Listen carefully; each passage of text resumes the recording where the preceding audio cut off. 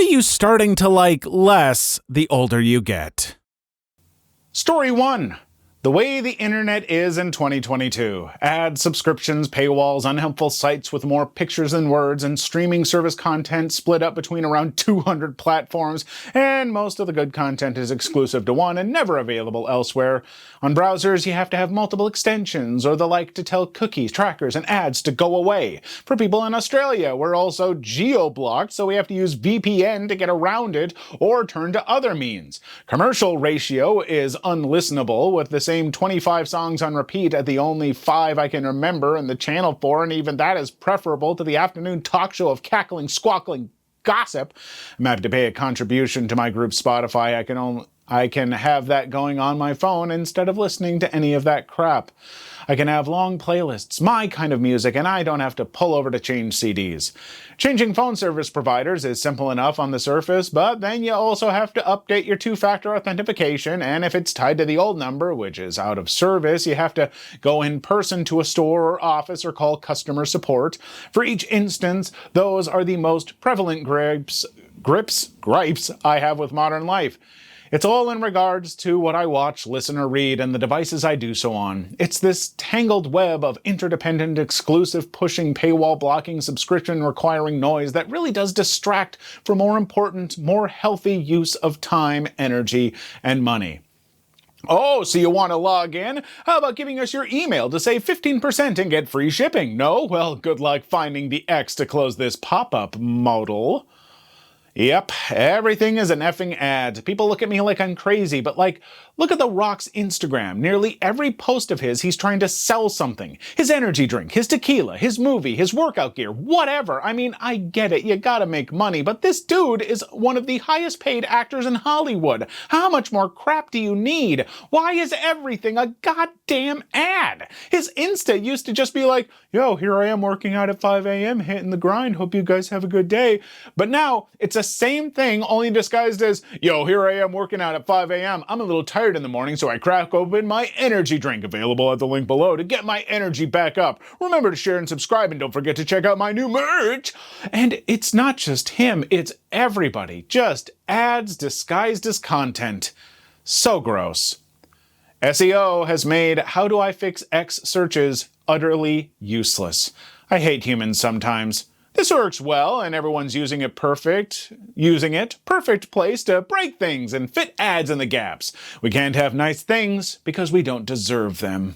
People complain about, all their shows and stuff being split up between different streaming services, but some of us are old enough to remember cable TV and how obscenely expensive that was.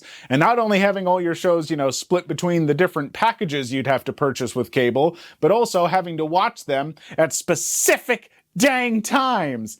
And this is me sounding old and ranting, but I also do absolutely rant about the streaming service thing, because it used to just be a couple. You had like Netflix and Hulu and probably one more or something, and all the shows were there. And now, none of the shows are anywhere most of the time, especially if they're on HBO Max, or Max, as they like to be called now. Because boy, if a show was on there, and especially if it was a cartoon, now it's gone forever. From everything. Great. Story 2. Loud places like bars and parties and stuff like that. I don't understand pubs that can't decide if they want to be a club or a pub. People come just to have a burger, a beer, and a conversation, and the place has speakers blasting music no one is listening to. Can only talk to the person next to me. Just ruins the experience. In Australia, the volume level of music is linked to the liquor license. If it stipulates background noise or just above, often it's tested practically by seeing if 2 people 1 meter apart can comfortably speak. If they can't, a restaurant liquor license is no longer sufficient. Whether or not the venue you speak of might have a similar restriction, don't know the country of origin, they are making a decision to have music at a level people cannot comfortably speak for some reason. Do they think it gets customer attention from foot traffic? Are they aiming for a younger crowd with excessive income? Is the boss a butt who doesn't want staff reading the room and adjusting accordingly, so sets it at the volume it will incrementally arrive at by 9 p.m.? I'd suggest giving them some feedback via email. They mightn't even know they're doing it and harming their own business. Televisions running with music in the background when no sport is on is where I draw the line. Having a drink with someone if they are drawn to a TV with absolute junk on it? The best pubs should be like the dingy sitting rooms of an old house or public house where it gets its name. My perfect pub, being from Ireland, has low ceilings and open fire. You could listen to chat at a bar when you're getting a pint or sit up there if you wanted. I know some nice bigger pubs, but those smaller places when it's driving wind and rain outside, getting a pint of porter sitting into the fire, there is absolutely nothing else like it. Sure, you wouldn't taste the first one, it would have slid down, and I'd have a second one with a raise of glass to the barman. Winter pints. My brother-in-law, 24, convinced us, 31, to go out to some downtown clubs, and it was loud and expensive, and I don't know why all those people are out there not able to hear their own friends talk. Like, I just want to have my friends over and play board games and make my own mixed drinks. Story 3. Loud noises in general. I've always been sensitive to loud noises, but it seems to have gotten worse lately. I had the opposite problem when I moved to San Francisco from Manhattan. My place was in a neighborhood out towards Ocean Beach that gets super quiet at night. I'd gotten so used to constant 24/7 noise in Manhattan, traffic, sirens, people, the bar across the street from my apartment, etc. My first night back in San Francisco, I was walking through my neighborhood and almost had a legit panic attack at how quiet everything was. Like I had somehow left society or something. It's weird, but I also just felt way less safe. You'd think the opposite would be true, but in New York City, you're always around people. Walking around quiet, empty streets just feels eerie, like you're all alone. What's funny is that San Francisco is the second densest city by population after New York City in the US, which just speaks volumes about the insane constant level of activity in New York City. I know the feeling, having been living in Berlin for the last 10 years or so, and while it's orders of magnitude less insane than Manhattan, it's still a big city with constant noise and lights and life. My parents live on the edge of a small town, and when I visit, it's the most eerie thing, and I can't sleep because of all the quiet and dark. It's not even like camping where you have animal and nature sounds. It just a sort of dead silence. Feels unnatural and wrong. Unrelated, but also the people. I might count as a bit of an odd-looking person, tall, lanky, somewhat androgynous, and the constant stares were ridiculous. In the city, no one gives a crap. Yes, noise bugs me so much now. Since I had my baby 7 months ago, I really can't stand loud sounds, and I've realized just how friggin' loud everybody around me is. Push the microwave door shut? Nah, better just slam it. Twist the door handle and close it somewhat slowly? Nah, kick it hard and let that click ring out. Music at a regular volume? Nah, 98% volume, and why don't you just go ahead and drum on the walls with hammers while you're at it? I think it's an inherent sensory issue for me, and getting older and having an often sleeping baby made it so much worse. On one hand, I grew up in a fairly small town and also lived outside of the town limits.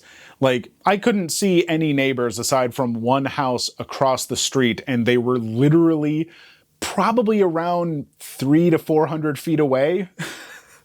So I was very used to growing up with like no sounds whatsoever, except when I was a really little kid and we lived next to some train tracks. And so, I don't know, for the most part, you wouldn't think I'd be able to handle a lot of noises now that I live in Minneapolis, but yeah, no, I guess I don't like them. And now this post has made me have to actually think about that, and I guess I don't like it even more. And now I'm not going to stop thinking about it. Cool. Story 4. Anything with a lot of hype that requires me to stand in a long butt line. I saw a truly ridiculous line at a state fair a couple months ago. Was wondering what it was for. Not that I'd stand it in anyway, but curious. It was insanely long, like I can't even think of the proper superlatives for the size of this line. I asked a friend about it. Donuts. Just some effing donuts. These donuts could have been handcrafted by God himself with flour grown in the fields of heaven and kneaded with bald eagle tears. I wasn't going to spend hours of my day in that line, especially when I'm at a fair and have so many other things to do with the limited time I get there. This is mine. I only go to theme parks in the off-season and will not wait in line for food anymore. I love In-N-Out, but I go maybe a couple times a year because the line is always out through the parking lot, often stretching into the street. It's good, but it's not that good, folks. Story 5. How fast time is slipping away from me rather than how slow it used to be as a kid. It likely has to do with novel experiences and the pathways in your brain. Too long didn't read, creating new pathways makes time seem slower. I read or heard a theory that it's because each new year that you're around for is a smaller percentage of your life. When you turn 10, a year is 10% of your life. When you turn 50, a year is only 2%, so it seems shorter and shorter as time goes on. That's part of it, but it's not correct to assume this is the whole or even large reason why. Think about the COVID pandemic. How did you perceive time when everything was shut? For me, 2 years zipped by and I barely recall what happened. Thinking about those times when you've had an exotic or crazy holiday for even as small as 1 week, when you return home, did it feel like you've been away for ages? Like someone said above, how we perceive time is linked to novel experiences. This explains why, as a child, time moves slowly. Yes, it's a larger percentage of our life, but also because we're constantly learning. This happens less and less as we age. If you want time to feel longer, strive to change up your routine and learn new things every day. At the time, the 4 years of high school felt like 8, and the 10 years since I graduated high school have felt like 4. 26, and it's literally terrifying how the last 5 to 6 years are a blur. Each year goes by faster than the last. A year, what used to feel like a significant amount of time, is nothing now. I used to be somewhat skeptical when people talked about this, but now that I'm living through it, I can see it's true, and I can hardly believe it can go by even faster than this. Story 6. I hate losing interest in things I used to love. Feel this. I used to love video games, but now I can't stand more than 30 minutes of my favorite ones before getting bored. Don't know if it's a mental thing or if I'm just losing it, but it's wild that it happens so fast. Feel that. Sometimes I get the biggest urge to play games, so I turn on my PS5 and just stare blankly at the library and ultimately never play anything and watch YouTube instead. Honestly depressing thinking back on it sometimes. Or I'll buy a game, so keen to play it, then play it for 30 minutes like you said, then lose all interest and never touch it again. I don't know what's going on. I'm saying that when I do find a game I'll deep dive into, most recently, for example, with Destroy All Humans 2 Remake. So effing good and nostalgia overload. Sometimes that's because of depression. I hate to find no joy in my beloved hobbies. I still keep them all around, gathering dust. I made hundreds of wreaths, accumulated hundreds of dollars of supplies, and gradually depression and family situations overwhelmed me. I stacked all of my supplies up and was going to sell everything in one huge batch, but someone backed out of the deal. Started on a low level of antidepressant, and a couple months ago I started making a few wreaths again. There are other things I want to do, and I'm going back very gradually. I hope you too can dig out of your depression. It is so overwhelming sometimes. Especially knowing that there's still so much untapped potential in old hobbies. So many things I want to make but just have no interest in diving in anymore. The jump from beginner to intermediate in literally anything I do is so effing huge, it just makes me want to give up. I mean this sincerely, and I'm trying to do it myself. Pick some things you enjoyed beginning and give up on ever being good at them. Like, I'm never going to be even an intermediate painter. Nobody will ever ask to buy something I painted. But having accepted that, I can enjoy painting like a kid would. Like, it's just fun. I just want to add on to this, folks, because here's one thing that we sometimes forget, and I think some of these kind of started to touch on this, but when you try and take the things that you love and that are hobbies, and you try to turn them into like a way to make money or something that stresses you out, you can ruin them if you're not careful. I have a whole channel where I talk about tabletop RPGs and everything like that. The Dungeon Noob's Guide. You should check it out. But I am also careful that I don't just like bombard that channel with stuff and work myself to death. It's something I do for fun when I feel like it, and that I don't do when I don't feel like it, because I love playing Titter Pigs, and I don't want to ruin that for myself. Story 7. Feeling like I've done all the right things, yet the goalposts keep moving farther out. I wonder if that's a better feeling than having made a ton of poor choices and that you are 20 years behind on getting things going in the right direction. Neither are good feelings, both have merit. I'm in one case, you feel cheated by the system. On the other hand, I feel like I have cheated myself. I keep getting higher paying jobs, yet the ridiculous cost of living keeps negating my pay rises. My rent went up $130 per month and my health insurance went up $60 per month. I won't talk about heating, electricity, internet, gas, groceries, etc. So much for that 5% increase in pay. Don't get me wrong, that 5% at least covered some of these increases, and I could be in a worse position without it, but it just sucks. Yep, I started making $80,000 and thought I made it and would finally be able to afford a house. That was in 2020, right before the housing market exploded. Then came the insane inflation, and it feels like $80K ain't crap. I actually just left that job too because after 2.5 years, they wouldn't give me a raise or a promotion.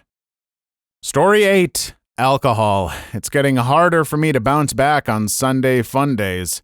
So much so that I moved them to Saturday. The fact that 2 beers doesn't get me drunk but does get me a hangover makes the whole thing very not worth it. Yeah, exactly. God forbid I actually get really drunk now. I'll pay for it for 3 days. Was thinking this exact thing as I started reading your comment. Realized recently, from a TikTok no less, that I don't necessarily want alcohol. I just want a fun, cute, tasty drink that isn't soda or plain seltzer. I want something interesting and different, but that usually comes in the form of an alcoholic cocktail. I was at a wedding last week and drank seltzer with cranberry and lime half the night and woke up feeling like $1,000,000. It also helped that I left the rehearsal dinner party at 9:15 p.m. so I could take a shower, read my book, and lay down. The next day I realized I'm starting to get old. Drinking is fun when you really learn what you're capable of and play exactly to that. If I drink at all, I will only drink on Friday or Saturday, either or, never both, and I usually have a single pour of whiskey and then 1 to 3 beers. A nice, solid buzz, no bad behavior, minimal hangover, can still enjoy the next day. Oh, and I always have water at the ready. Beats binge drinking by a mile. Edit. Figured it could be assumed that what you're capable of encompassed those who can't drink at all and should thus not drink at all. But alas. Story 9. Shopping for anything, including groceries. Shopping used to be fun. Now it's a chore. I feel this way too. All I want to do is get what I need and get out. Me too. I also just hate the interaction. I want to be left alone and get what I need. No, I don't need any help for the 8th time. Yep, for me, it's dealing with the crowd. Since 2020, we've just had everything delivered. Why does no one but me seem to enjoy shopping, especially when it comes to groceries? All of my friends, my partner, so many people hate having to go out and grocery shop, and they're all like, yes, we can order it online now. The future's great. It all just gets delivered to us. And I use that sometimes if I'm really busy, but I gotta tell you, I like grocery shopping a lot. I get it. Maybe it's because I work from home, but I like getting out. I like seeing the deals and being like, ooh, box of individual serving Cheez-Its for just $6. Wow. Like, maybe I'm just easily delighted. Story 10. Honestly, leaving the house. I used to be a social butterfly, and now I have to convince myself to go get basic necessities and go to work. Dude, same. I used to always be out and about. Now I just stay home as much as possible and hang out with the same 3 people. F the rest of them. I think finally getting a full-time job was what started that decline for me. Dealing with BS and crappy people 8 to 10 hours a day makes you not want anything to do with anyone after a while. Then my day off comes and the idea of spending it with others doesn't sound great anymore. I suddenly became even more introverted than usual this July. I rarely meet up at a bar anymore. I have a simple and quiet life now, but I am way more fulfilled and healthy. I'm also the loneliest I've ever felt, but I wonder how much of that is the pressure to feel like enjoying my solitude is wrong.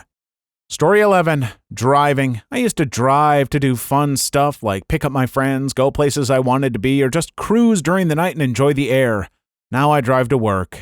Even though my car is 1,000,000 times more fun to drive, I'm perpetually annoyed. When I was 17, I was rolling around in a Hyundai Elantra with loads of mechanical issues and no inspection sticker, and I drove that effer everywhere. I'm bored, let's drive to Maine. I'm bored, let's drive to Rhode Island. Now I'm driving a much nicer car, and my 10-minute drive home from work is just not satisfying. Honestly, if my city had good public transportation and a more walkable, bikeable infrastructure, I'd toss my car in a heartbeat. I hate sitting in traffic. I hate maintaining my car. I hate traffic lights. I want to sit on an efficient bus or tram with some headphones on while watching something on my phone and walk and bike around. I'd be so much happier. I'm just liking cars less and less. Please leave your story in the comments. I would love to make a video on them in the future. Also, don't forget to like and subscribe.